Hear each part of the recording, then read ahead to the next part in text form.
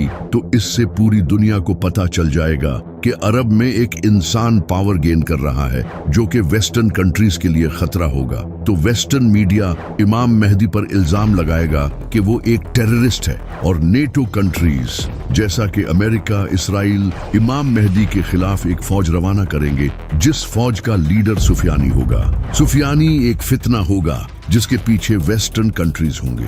ये एक ऐसा इंसान होगा जो देखने में बड़ा ही इबादत गुजार होगा, लेकिन अहले बैत के मानने वालों का दुश्मन होगा और सीरिया से निकलेगा और मुआविया की नस्ल से होगा। ये इराक और सीरिया में बहुत कत्ले आम मचाएगा। इमाम अली अलैहिस्सलाम ने फरमाया, सुफियानी सीरिया से निकलेगा, उसके चेहरे का रंग लाल होगा, उसके बाल हल्के होंगे, उसके चेहरे पर निशान होगा, वो मस्जिदों को तोड़ेगा और नबी सल्लल्लाहु अलैहि वसल्लम के मानने वालों को कत्ल करेगा। इमाम बाकर अलैहिस्सलाम ने फरमाया, सुफियानी उसी साल निकलेगा जिस साल इमाम मेहदी का ज़हूर होगा। और इमाम जाफर सादिक अलैहिस्सलाम ने फरमाया, सुफियानी का आना तय है, ये इमाम मेहदी से 15 महीने पहले आएगा। इमाम ज़ैनुल आबदीन अलैहिस्सलाम ने फरमाया, जब सुफियानी निकलेगा तो लोगों के दिल खौफ से भर जाएंगे, फिर इराक और सीरिया में खुलेआम खून बहेगा, वो औरतों और बच्चों को कत्ल करेगा।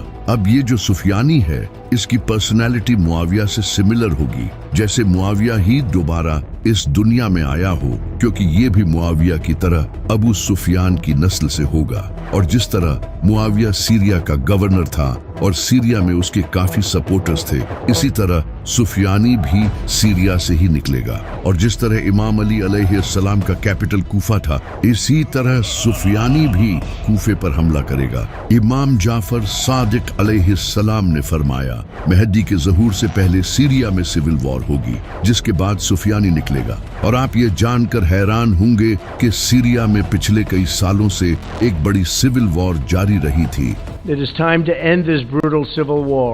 Full-scale civil war. Dragged into civil war to escape the civil war. जिसका फायदा उठाकर अमेरिका ने सीरिया पर हमला किया था। और जो आज सीरिया की हालत है, यहाँ से ऐसा लीडर निकल सकता है क्योंकि सीरिया में कई टेररिस्ट लीडर्स रहते हैं। तो जब इमाम मेहदी का ज़हूर होगा तो सुफियानी इमाम मेहदी के खिलाफ एक फौज भेजेगा, लेकिन वो फौज रेगिस्तान में बेदान नामी जगह पर जमीन में धंस जाएगी,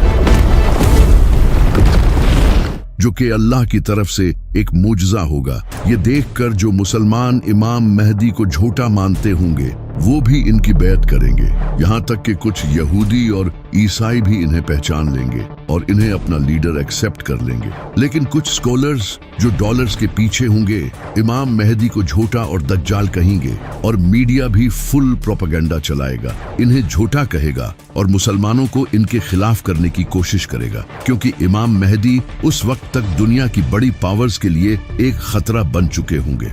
जब सुफियानी को पता चलेगा कि उसकी आर्मी रेगिस्तान में धंस चुकी है तो वो एक और बड़ी आर्मी तैयार करेगा और वेस्टर्न कंट्रीज उसकी इस आर्मी में हेल्प करेंगे, जिसके बाद इमाम मेहदी और सुफियानी के दरमियान एक बड़ी जंग होगी। यानी कि एक तरफ इमाम अली अलैहिस्सलाम की नस्ल से इमाम मेहदी होंगे और दूसरी तरफ मुआविया की नस्ल से सुफियानी होगा। इस जंग में इमाम मेहदी सुफियानी को हरा देंगे और सुफियानी को भी कत्ल करेंगे। सुफियानी के कत्ल के बाद अरब में इमाम मेहदी की पावर मजीद बढ़ जाएगी और ज्यादा लोग उनको सपोर्ट करने लगेंगे। और इमाम मेहदी के जो 313 साथी होंगे, इन हर एक के नीचे कई हजारों या फिर लाखों सोल्जर्स होंगे।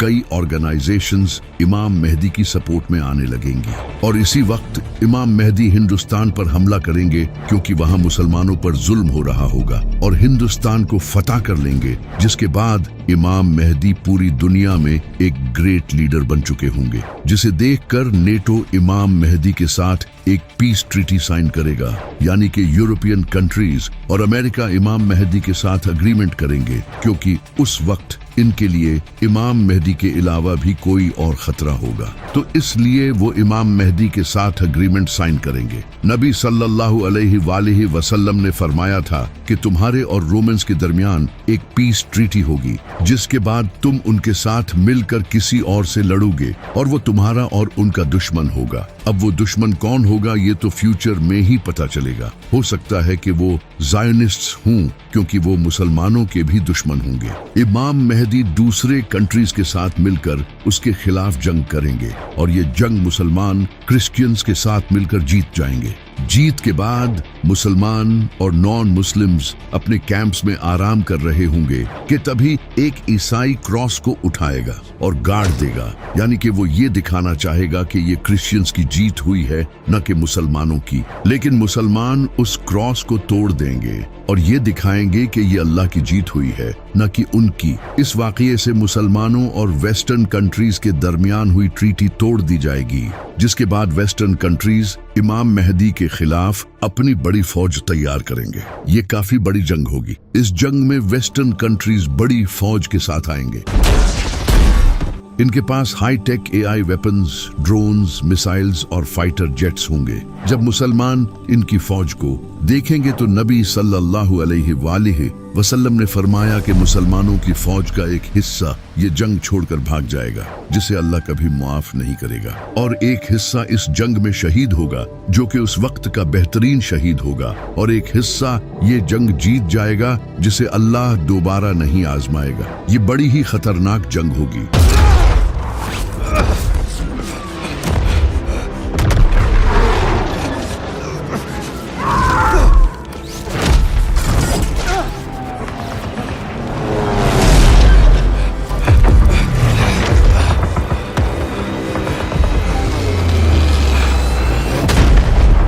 ये जंग सीरिया के करीब या फिर टर्की के साउथ में लड़ी जाएगी, जहां आज से कुछ टाइम पहले सीरिया की जंग भी हो चुकी है। इस जंग को जीतने के बाद मुसलमान सीधा कॉन्स्टेंटिनोपल जाएंगे, जो कि आज टर्की का इस्तांबुल शहर है। यानी कि इमाम मेहदी से पहले इस्तांबुल मुसलमानों के हाथों से चला जाएगा, और ये इस्तांबुल सिटी मुसलमानों की हिस्ट्री का बहुत ही इम्पोर्टेंट शहर है। नबी सल्लल्लाहु अलैहि वसल्लम ने अपनी जिंदगी में फरमाया था कि तुम लोग कॉन्स्टेंटिनोपल को फतह करोगे, और इसे फतह करने वाला लीडर बड़ा ही कमाल होगा, और इसे फतह करने वाली फौज भी कमाल होगी। जिसके बाद 1453 में सुल्तान मोहम्मद फातिह ने कॉन्स्टेंटिनोपल को फतह किया, जिस पर हमने एक वीडियो भी बनाई थी। अब उलमा का कहना है कि ये प्रेडिक्शन सुल्तान मोहम्मद फातिह के वक्त पूरी हो चुकी है, लेकिन कुछ का कहना है कि नबी सल्लल्लाहु अलैहि वसल्लम ने ये इमाम मेहदी के टाइम पर जो कॉन्स्टेंटिनोपल फतह होगा उसके बारे में फरमाया था। जब इमाम मेहदी अपनी फौज लेकर कॉन्स्टेंटिनोपल की तरफ जाएंगे तो उस वक्त मुसलमानों की फौज ऊंची आवाज में अल्लाहु अकबर के नारे लगाते हुए जाएगी, और इनकी आवाज दूर दूर तक पहुंचेगी, जिसे देखकर दुश्मन डर जाएंगे और वो कॉन्स्टेंटिनोपल बगैर किसी जंग के मुसलमानों के हवाले कर देंगे। इस जंग को जीतने के बाद मुसलमान अभी उस जंग का सामान समेट ही रहे होंगे कि तभी उन्हें खबर मिलेगी कि दज्जाल आ चुका है। ये शैतान होगा जो कि मुसलमानों में फसाद डालने के लिए पुकारेगा और कहेगा कि दज्जाल ने तुम्हारे घरों पर कब्जा कर लिया है। मुसलमान ये सुनते ही डर जाएंगे। इमाम मेहदी अपनी फौज को लेकर वापस से सीरिया या फिर इराक जाएंगे ताकि इन लोगों को बचा सकें, लेकिन जैसे ही वो वहां पहुंचेंगे दज्जाल सच में वहां आ चुका होगा, जिसके बाद हजरत ईसा अलैहिस्सलाम का ज़ुहूर होगा, जो कि हम अगली वीडियो में जानेंगे। लेकिन सबसे बड़ा सवाल ये है कि आखिर इमाम मेहदी के आने से पहले कौन सी निशानियां ऐसी हैं जो पूरी होंगी। नबी सल्लल्लाहु अलैहि वसल्लम ने फरमाया था कि इमाम मेहदी से पहले जमीन जुल्म से भर जाएगी, जो कि आज होता नजर आ रहा है। फिलिस्तीन, सीरिया, इराक, अफगानिस्तान, यमन और कश्मीर, इन सब कंट्रीज में जुल्म हो रहा है, और किस तरह पपेट गवर्नमेंट मुस्लिम कंट्रीज पर हुकूमत कर रही हैं, जिन्हें कंट्रोल यहूदी कर रहे हैं। सूद आज पूरी दुनिया की इकोनॉमी बन चुका है। मुसलमानों को टेररिस्ट समझा जाता है। स्कॉलर्स रियाल के लिए दीन बेच रहे हैं। जमीन यकीनन जुल्म से भर चुकी है। इसी तरह नबी सल्लल्लाहु अलैहि वसल्लम ने फरमाया कि मेहदी के आने से पहले अंधेरी रात की तरह फितने आएंगे। इंसान सुबह के वक्त मोमिन होगा और रात के वक्त मुनाफिक। और आज आप देख रहे हो कि सबसे ज्यादा फितने अरब में हैं, जहां हर वक्त जंग चलती रहती है। इसी तरह मीडिया सबसे बड़ा प्रोपेगेंडा फैला रहा है जिसका कुछ पता नहीं कि सच क्या है और झूठ क्या। लेकिन कई प्रेडिक्शंस ऐसी भी हैं जो कि अभी पूरी नहीं हुई। जैसे कि नबी सल्लल्लाहु अलैहि वसल्लम ने फरमाया था कि इमाम मेहदी के आने से पहले यमन से एक इंसान निकलेगा, वो लोगों को सच और इमाम मेहदी की तरफ बुलाएगा। जब वो निकलेगा तो मुसलमानों के लिए हथियार बेचना अलाउड नहीं होगा और ये सुफियानी के टाइम ही आएगा। इस वक्त अगर देखा जाए तो यमन में हुतीज का ग्रुप ऐसा है जो फिलिस्तीन के साथ खड़ा है, जो कि खुद को अहले बैत की नस्ल के कहते हैं। ये हुतीज इसराइल के शिप्स को डिस्ट्रॉय करते हैं जो यमन के पास से गुजरते हैं, तो हो सकता है कि वो इन्हीं में से कोई हो। इसी तरह नबी सल्लल्लाहु अलैहि वसल्लम ने फरमाया था कि ईस्ट से एक बड़ी आग निकलेगी जो कि 3 रातों तक देखी जाएगी। लोग उसे देखकर खौफ का शिकार हो जाएंगे। अब ये आग एक न्यूक्लियर एक्सप्लोजन भी हो सकता है, जैसा कि ईरान जो कि अरब के ईस्ट में है